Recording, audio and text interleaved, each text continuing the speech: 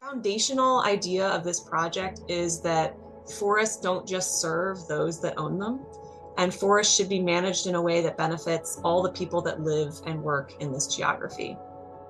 The goal of this project is to do forest management and conservation for birds and people, for wildlife and people, with the idea that conservation and management planning has to be yes and so to work together as a team from the very beginning in a very deliberate framework to develop a management plan that meets everyone's needs and also conserves the wildlife in the area.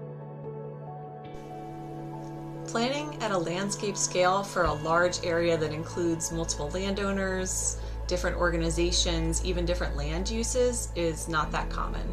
There's a number of different reasons for this. They include limitations in data availability, a lack of both collaborative capacity, as well as community engagement expertise in forest planners. We're working to address all of these limitations through this project to produce a holistic forest management plan for a large region surrounding Lexington, Virginia. We currently utilize research findings to understand sort of general habitat requirements of priority bird species during the breeding season, as well as forest inventory data when it's available. But what this project is exploring is the addition of radar, LiDAR, and other data to be able to understand for the first time the habitats the birds are using in the Appalachians outside of the breeding season.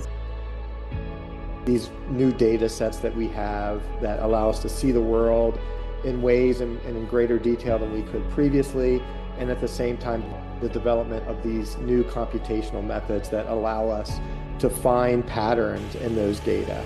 And it's also really exciting to have the opportunity to then apply some of the results for real world actions.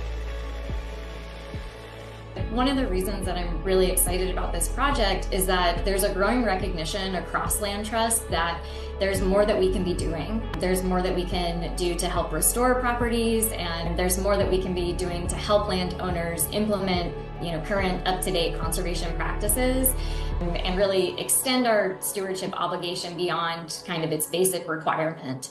This project, I think, really opens the door for us to do that and become more of an active participant by bringing landowners into this planning process early on, getting their perspective from kind of day one, and then, of course, also connecting them with the experts. And then ultimately, part of this plan is to implement some of this management on some of those easements to see how does it work.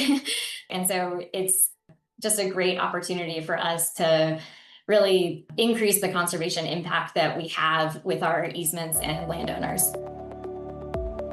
In the bird conservation world, we're really coming to this recognition that we need to be doing full annual cycle conservation, because in particular migratory birds, they're sampling the health of our environments from their breeding and then heading south and then neotropics and then north again. And so in this project, we're gonna do something really exciting, which most of management for migratory birds has focused on breeding habitat.